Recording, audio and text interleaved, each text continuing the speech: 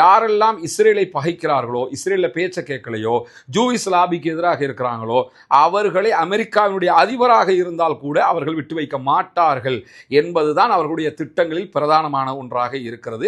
அந்த அடிப்படையில் தான் யாரெல்லாம் இஸ்ரேலை பகைக்கிறார்களோ, இஸ்ரேலில் பேச்சை கேட்கலையோ, ஜூயிஸ் லாபிக்கு எதிராக இருக்கிறாங்களோ அவர்களை அமெரிக்காவினுடைய அதிபராக இருந்தால் கூட அவர்கள் விட்டு வைக்க மாட்டார்கள் என்பதுதான் அவர்களுடைய திட்டங்களில் பிரதானமான ஒன்றாக இருக்கிறது. அந்த அடிப்படையில் தான் லெபனான் மீது மிக கொடுமையான தாக்குதல்களை மீண்டும் நடத்தி கொண்டிருக்கிறது இஸ்ரேல். யுத்த நிறுத்தம் ஒன்று நடைமுறையில் இருக்கும் போது அதை மீறி எப்படி காசாவில் பண்றாங்களோ அதே வேலையை சேம் காரியத்தை லெபனான்லையும் அவங்க பண்ணி கொண்டிருக்கிறாங்க என்கிற செய்திகள் வெளியாகி கொண்டிருக்கிறது. கடந்த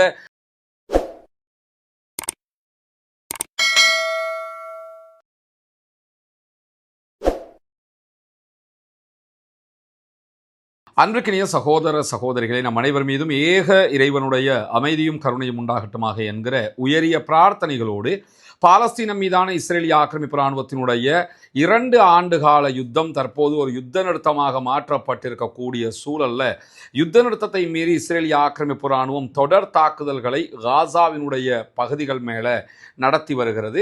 இன்றைக்கும் அவர்கள் நடத்தி இருக்கக்கூடிய தாக்குதல்களில் குறைந்தது 4 அப்பாவிகள் காசா பகுதிகளில் கொல்லப்பட்டிருக்கிறார்கள், 13 பேர் படுகாயம் அடைந்திருக்கிறார்கள் என்கிற செய்திகள் வெளியாகி இருக்கக்கூடிய சூழல்ல யுத்த நிறுத்தம் ஏற்பட்டு 198வது நாட்களை நாம் தாண்டி கொண்டிருக்கிறோம்.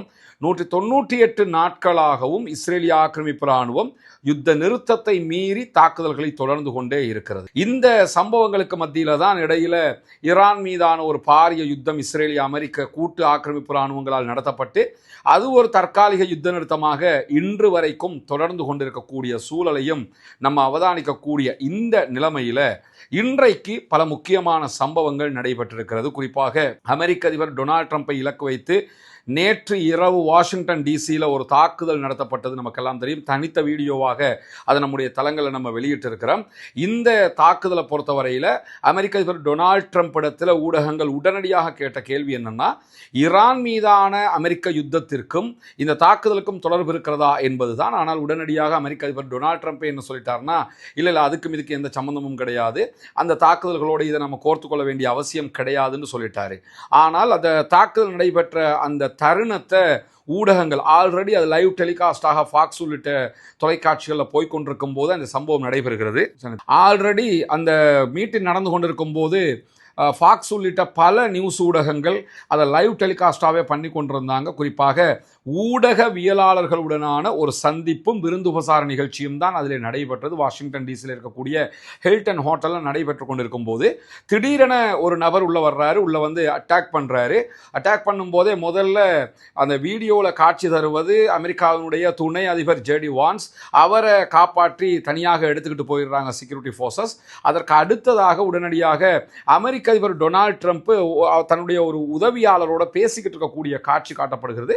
அவர் பேசிக்கொண்டிருக்கும் போது தான் அவருக்கு சொல்லப்படுகிறது ஏதோ அட்டாக் நடக்குதுன்னு. உடனே செக்யூரிட்டி ஃபோர்ஸ் அந்த இடத்துக்கு வந்து அவரையும் காப்பாற்றி தனியாக எடுத்து சென்று விடுகிறார். இந்த இடத்துல தாக்குதலுக்கு முயன்றவர் நடத்திய தாக்குதலில் ஒரு போலீஸ் அதிகாரி அவர் மேலே அவர் ஷூட் பண்ணுறாரு. அவர் புல்லட் ப்ரூஃப் அணிஞ்சிருந்த காரணத்தினால அவருக்கு எந்த காயமும் ஏற்படலை. அவரை சிகிச்சைக்காக மருத்துவமனைக்கு செக்கப்புக்காக அனுமதிச்சிருந்தோம், அதை நாங்கள் அவரை இப்போ வெளியே வந்துட்டார் என்கிற தகவல்களை எல்லாம் அமெரிக்காவுடைய பல ஊடகங்களும் வெளியிட்டு கொண்டிருக்கக்கூடிய சூழலில் தான் இந்த தாக்குதல் நடத்தியவர் அலன் என்று சொல்லக்கூடிய ஒரு நபர். இதற்கும் ஈரானுடைய சம்பவங்களுக்கும் எந்த தொடர்பும் கிடையாது. ஆனால் சும்மாவாவது இவர் அலன் என்கிற பெயரில் இருக்கக்கூடியவர் ஏதாவது ஒரு இஸ்லாமிய பெயரில் இருந்திருந்தார் என்று சொன்னால் முதல்ல இது ஈரானுடைய யுத்தத்தோடு சம்பந்தப்படுத்தப்பட்டிருக்கும், இல்லை என்றால் காசா மக்களோடு சம்பந்தப்படுத்தப்பட்டிருக்கும், இல்லை என்றால் லெபனானுடைய ஹிஸ்புல்லாக்களோடு இந்த தருணத்தில் சம்பந்தப்படுத்தப்பட்டிருக்கும். எல்லாவற்றையும் மீறி இஸ்ரேலும் அமெரிக்காவினுடைய லாபிஸும் ஒருங்கிணைஞ்சு இஸ்லாமிய தீவிரவாதம், இஸ்லாமிய பயங்கரவாதம் என்கிற ஒரு சித்தாந்தத்தை முன்னாடி கொண்டு வர்றதுக்கு முயற்சி பண்ணியிருப்பாங்க. அதற்கான ஏற்பாடு தான் இது. ஏன்னா உலகம் முழுவதும் யூத பயங்கரவாதம், ஜியோனிச பயங்கரவாதம் தலை தோங்கி உலகத்தில் எல்லா மக்களுக்கும் தெரியும். இந்த அநியாயத்தை எல்லாம் பண்றது யூதர்களும், யூதர்களோடு அவர்களுடைய பேச்சை கேட்டுக்கிட்டு டொனால்ட் ட்ரம்பினுடைய இந்த குழுவினரும், அதை தாண்டி ஜியோனிஸ்டுகள் தான் இதெல்லாம் பண்றாங்கிறது எல்லோருக்கும் தெரிந்த ஒரு விவகாரமாக மாறி இருக்கிறது. அதனால தான் யூதர்களுடனான, குறிப்பாக இஸ்ரேலுடனான தொடர்புகளை எல்லாம் யூரோப் யூனியனே துண்டிக்கணும் என்று சொன்ன தீர்மானங்களை எல்லாம் யூரோப் யூனியன் கொண்டு வர்றாங்க. ஸ்பெயினுக்கு இஸ்ரேலுக்கும் இடையிலான பிரச்சனைகள், இப்படி பல பிரச்சனைகள் உருவாகுவதற்கு அடிப்படையாக யூதர்கள்னா யாரு என்பது உலகம் முழுவதும் தெரிந்த ஒரு பேருண்மையாக மாறிக்கொண்டிருக்கக்கூடிய சூழல்ல இதை திசை திருப்பும் விதமாக, இஸ்லாமியர்கள் மேல பழி போடும் விதமாக இதை அவங்க ஒருங்கிணைச்சாலும் ஆர்கனைஸ் பண்ணினாலும் அது ஏதோ ஒரு வகையில இதற்கு பின்னணியாக யார் இருக்கக்கூடும் என்கிற ஒரு ஊகத்தை தூண்டிவிட்டிருக்கிறது. ஏற்கனவே நம்ம ஒரு தனி வீடியோவில் பேசியிருக்கிறோம். அதே மாதிரி இன்றைக்கு வெளியிட்ட வீடியோவிலையும் சொல்லியிருக்கிறோம். அமெரிக்காவினுடைய முன்னாள் ஜனாதிபதிகள் ஒருவராக இருந்த ஜான் எஃப் கென்னடி படுகொலை விவகாரம் உலகம் முழுவதும் பிரபலமான ஒரு விஷயம். ஜான் எஃப் கென்னடி எதற்காக கொல்லப்பட்டார், யாரால் கொல்லப்பட்டார் என்கிற கேள்விகளுக்கான பதிலே என்னன்னு கேட்டால், யாரெல்லாம் இஸ்ரேலை பகைக்கிறார்களோ, இஸ்ரேலில் பேச்சை கேட்கலையோ, ஜூவிஸ் லாபிக்கு எதிராக இருக்கிறாங்களோ அவர்களை அமெரிக்காவினுடைய அதிபராக இருந்தால் கூட அவர்கள் விட்டு வைக்க மாட்டார்கள் என்பதுதான் அவர்களுடைய திட்டங்களில் பிரதானமான ஒன்றாக இருக்கிறது. அந்த அடிப்படையில் தான் அமெரிக்க அதிபர் டொனால்ட் ட்ரம்ப் இந்த லெபனானுடைய விவகாரத்தில், ஈரானோட யுத்தம் நடந்தது, யுத்த நிறுத்தத்துக்கு போனார், அது ஒரு கணக்கு. லெபனானுடனான யுத்தத்தை ஒரு ஃபோன் காலில் நிறுத்திட்டாரு. நீ யுத்தம் பண்ணக்கூடாது நிறுத்துங்கன்னு சொல்லிட்டாரு. நீங்க யுத்தம் பண்ணக்கூடாது நிறுத்துங்கன்னு சொல்லிட்டாரு. ஆனால் அதை இஸ்ரேல் எதிர்பார்க்கவே இல்லை. ஏன்னா லெபனானோட யுத்தம் பண்ணி லெபனானுடைய குறிப்பிட்ட ஒரு பகுதியாவது கைப்பற்றினா தான் இந்த வாரில் நாங்கள் ஜெயிச்சிட்டோம்னு சொல்லி இஸ்ரேலிய பிரதமர் பெஞ்சமின் நெதன்யாகு அடுத்த தேர்தலுக்கு போகிறதுக்கு திட்டமிட்டுக்கிட்டு இருந்தார். குறிப்பாக நீங்கள் எடுத்துக்கிட்டிங்கன்னா 2006 தாக்குதல் நேரங்களில் லெபனானுக்கும் இஸ்ரேலுக்கும் இடையிலான வாரில் லெபனானுடைய சில முக்கியமான பகுதிகளை இஸ்ரேல் கைப்பற்றி இருந்தது. ஆனால் இந்த வாரை எடுத்துக்கிட்டிங்கன்னு சொன்னால், இந்த வாரில் அவங்க என்ன சொன்னாங்கன்னா, நாங்கள் லிட்டானி ரிவர் வரைக்கும், இஸ்ரேலுடைய எல்லையிலிருந்து லிட்டானி ஆறு வரைக்கும் 30 கிலோமீட்டர் வரைக்கும் நாங்கள் கைப்பற்ற போகிறோம், கிரவுண்ட் ஃபோர்ஸஸ் அனுப்புகிறோம்னு சொல்லி கிரவுண்ட் ஃபோர்ஸஸை இறக்கினாங்க. ஆனால் அவர்களால் 2 கிலோமீட்டரை கூட கைப்பற்ற முடியாமல் போயிருக்கிறது. அந்த அளவுக்கு டஃப் கொடுத்துக்கிட்டு இருக்கிறாங்க லெபனானுடைய ஹிஸ்புல்லாக்களுடைய படைப்பிரிவு. குறிப்பாக ஹிஸ்புல்லாக்களுடைய ரதுவான் படைப்பிரிவு அவர்களுக்கு பயங்கரமான எஃபர்ட்டை கொடுத்து தாக்குதல்களை, பதிலடி தாக்குதல்களை கொடுத்து கொண்டிருக்கிறார்கள். எனவே அவங்களால முன்னேற முடியலை. அப்படி இருக்கிற நேரத்தில் தான் அமெரிக்க அதிபர் டொனால்ட் ட்ரம்ப் லெபனான் மீதான தாக்குதல்களை நிறுத்துங்க அப்படின்னு சொல்லிட்டார். ஏன்னா அதை நிறுத்தினா தான் பேச்சுவார்த்தைக்கு வருவேன்னு ஈரான் சொல்லி கொண்டிருக்கிறாங்க. இதையெல்லாம் அவர் செய்யும் போதே சர்வதேச அளவில் இருக்கக்கூடிய மிக பிரபலம் வாய்ந்த ஆய்வாளர்கள் என்ன சொன்னாங்கன்னா, ஜான் எஃப் கென்னடிக்கு ஏற்பட்டது அமெரிக்க அதிபர் டொனால்ட் ட்ரம்ப்புக்கு ஏற்பட வாய்ப்பு இருக்கிறது.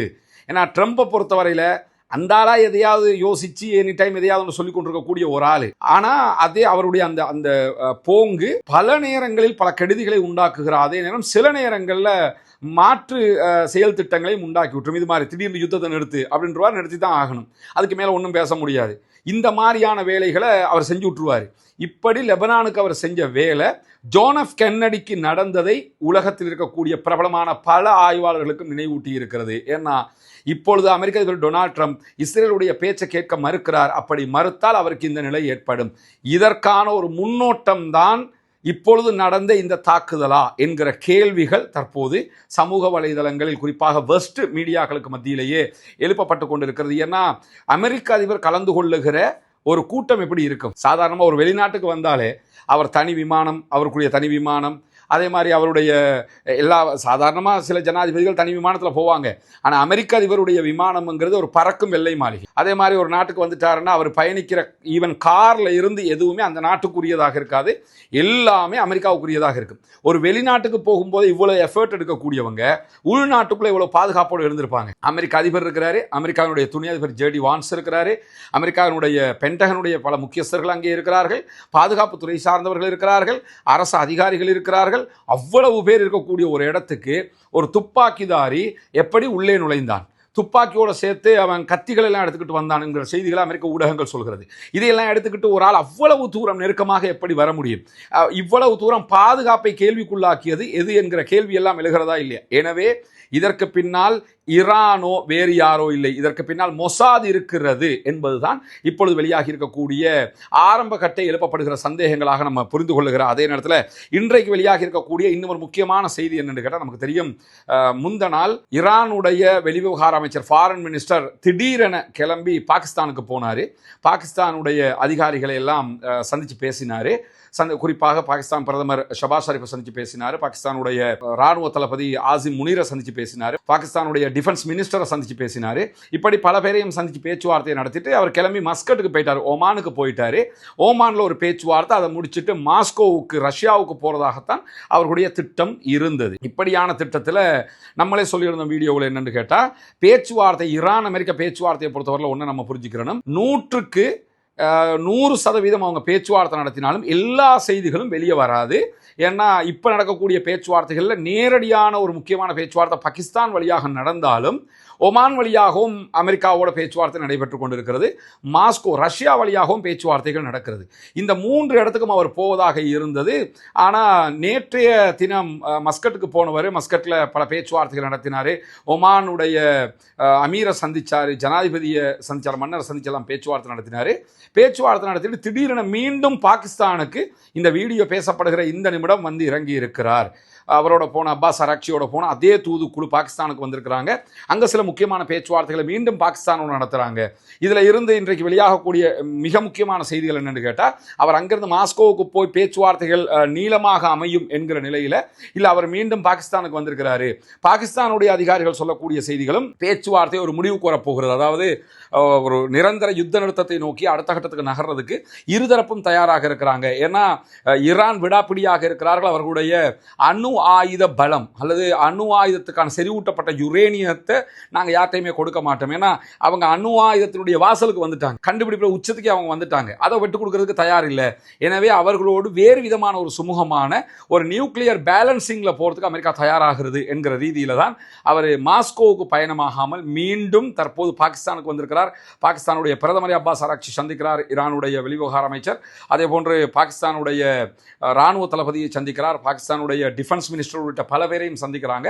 சந்திச்சதுக்கு பிறகு அமெரிக்காவோடு ஒரு நேரடி பேச்சுவார்த்தையை அவர் நடத்துவதற்கான வாய்ப்பு இருக்கிறது என்கிற செய்திகளுக்கு மத்தியில் நேற்றைய தினம் ஓமானில் இருக்கும் போதே ஓமான்ல இருந்து தொலைபேசி வழியாக கத்தருடைய பிரைம் மினிஸ்டரோட அப்பாஸ் அராக்சி ஈரானுடைய ஃபாரின் மினிஸ்டர் பேச்சுவார்த்தை நடத்தி இருக்கிறார். எப்படியான பேச்சுவார்த்தைகள் நகருகிறது, அடுத்த கட்டம் என்ன என்கிற பேச்சுக்களை எல்லாம் அவங்க பேசியிருக்கிறாங்க. இங்கே உட்கார்ந்துக்கிட்டு ஷியாவா சன்னியா என்று சொல்லி சண்டை பிடிச்சு கொண்டிருக்கக்கூடிய ஒரு கூட்டம் என்ன புரிஞ்சுக்கிறோம்னு கேட்டால், அவர்களை பொறுத்தவரையில் அவர்களுடைய செயல்பாடுகளை எல்லாம் அரசியல் ரீதியாக நடத்தி கொண்டிருக்கிறார்கள்.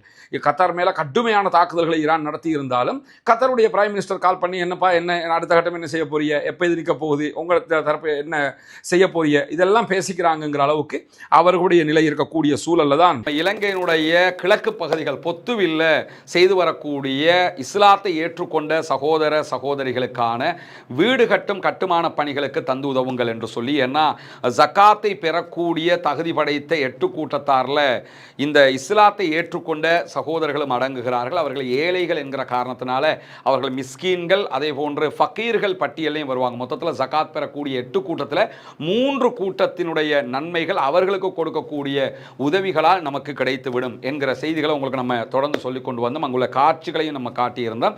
ஏற்கனவே 5 வீடுகளை நம்ம கட்டி கையளிச்சிருக்கிறோம். அந்த காட்சிகள் எல்லாம் தொடர்ந்து நீங்கள் பார்த்து வருகிறீர்கள். அதை தாண்டி இன்னும் 9 வீடுகள் கட்ட வேண்டிய தேவை இருக்கிறது. மொத்தம் 14 வீடுகள் என்கிற தகவல்களை உங்களுக்கு நம்ம சொல்லி வந்தோம். அதற்கான உதவிகளை நீங்கள் தொடர்ந்து வழங்கி வருகிறீர்கள். உங்களுடைய ஜக்காத்து தான தர்மங்களை தந்து வருகிறீர்கள். அந்த அடிப்படையில் தற்போது நம்ம 6வது வீட்டை கட்டுகிற பணியை ஆரம்பித்திருக்கிறோம். அதனுடைய காட்சிகளை தான் நீங்கள் முன்னாடி பார்க்குறீங்க.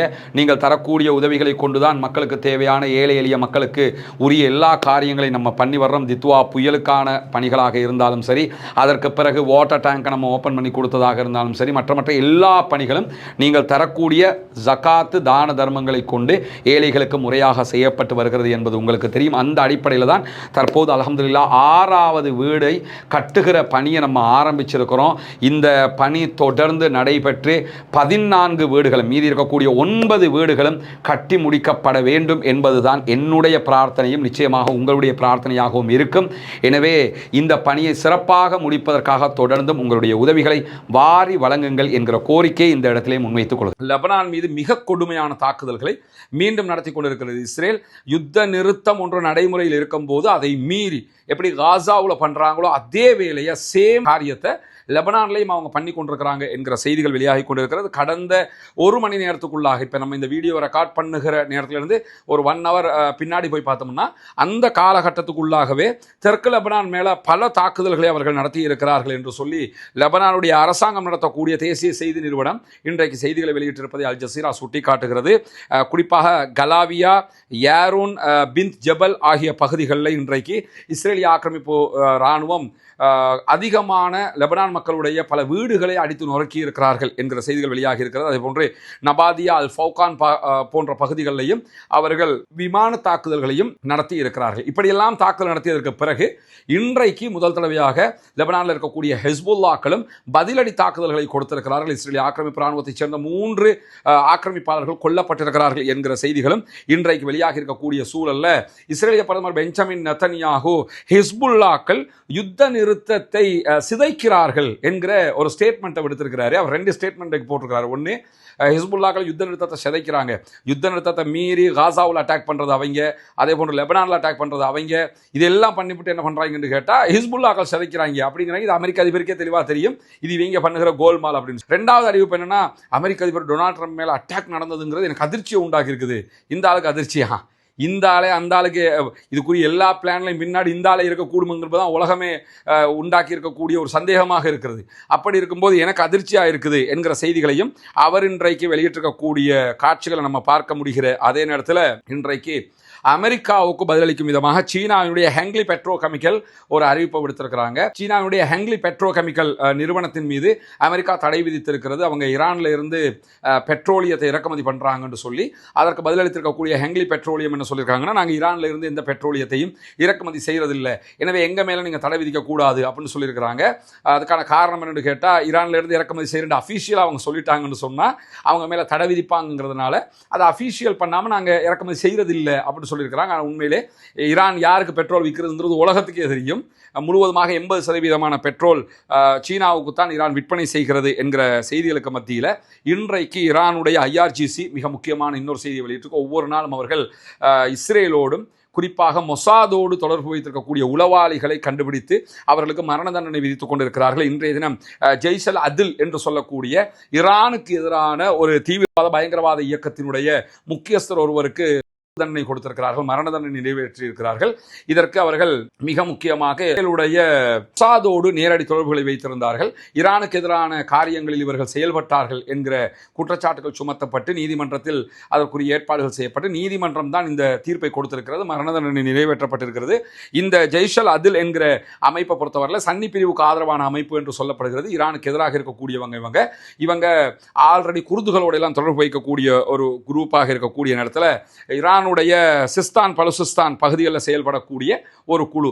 இந்த குழு ஆயுதம் ஏந்திய குழு. எந்த நாடாக இருந்தாலும் சரி தன்னுடைய நாட்டுக்கு எதிராக ஆயுதம் ஏந்தக்கூடிய யாரையுமே ஏற்றுக்கொள்ள மாட்டாங்க. அது என்ன பிரிவில் இருந்தாலும் சரி. இப்போ ISI பயங்கரவாதிகளை பொறுத்தவரையில் அவங்க நாங்கள் சன்னி பிரிவுன்னு சொல்லிக்கிட்டு தான் வந்தாங்க. எந்த பிரிவுனாலும் பயங்கரவாதி தான். நம்ம யாராவது ஏற்றுக்கிற முடியுமா? தீவிரவாதம் ஒழிக்கப்பட வேண்டும், தீவிரவாதத்துக்கு எதிராகத்தான் நாம் இருக்க வேண்டும், பயங்கரவாதத்துக்கு எதிராகத்தான் இருக்க வேண்டும். அதே மாதிரி தான் உலகத்தில் எவன் ஆயுதத்தை தூக்கி பயங்கரவாதத்தில் ஈடுபட்டாலும் அவன் பயங்கரவாதி தான், தீவிரவாதி தான். ஈரானுக்குள்ள இந்த தீவிரவாத செயல்பாட்டில் ஈடுபட்டு கொண்டிருந்த ஜெய்ஷல் அதில் என்று சொல்லக்கூடிய அமைப்பினுடைய மிக முக்கியமான ஒரு முக்கியஸ்தர் கைது செய்யப்பட்டு அவருக்கு மரண தண்டனை விதிக்கப்பட்டிருக்கிறது என்கிற செய்திகளும் இன்றைக்கு வெளியாகி இருக்கிறது. பொறுத்திருந்து பார்ப்போம் என்னவெல்லாம் நடக்கிறது என்பதை. அப்பாஸ் ஆராக்சி மீண்டும் பாகிஸ்தானுக்கு வந்திருக்கிறார். என்ன மாதிரியான பேச்சுவார்த்தைகளை அவர்கள் நடத்தப் போகிறார்கள் என்கிற செய்திகளையும் அமெரிக்க அதிபர் மீதான தாக்குதலுடைய அடுத்த கட்ட செய்திகள் தொடர்பான மேலதிக விவரங்களையும் உங்களுக்கு கொண்டு வந்து தருவதற்கு தயாராக இருக்கிறோம். ஆக்கிரமிப்புகள் ஓய வேண்டும், ஆக்கிரமிப்பாளர்கள் ஓய வேண்டும். காசா அப்பாவிகள் மீதான தாக்குதல்களும் லெபனான் அப்பாவிகள் மீதான தாக்குதல்கள், ஈரான் அப்பாவிகள் மீதான தாக்குதல்கள் எல்லாம் நிறுத்தப்பட்டு அமைதி திரும்ப வேண்டும், முழு உலகம் பூ உலகம் அமைதியாக வாழ வேண்டும் என்கிற உயரிய பிரார்த்தனைகளோடு ஆக்கிரமிப்பாளர்களுக்கு எதிராக தொடர்ந்தும் ஜனநாயக ரீதியாக குரல் எழுப்புவோமாக. வாகிறது அல்ஹம்துலில்லாஹி ரப்பில் ஆலமீன்.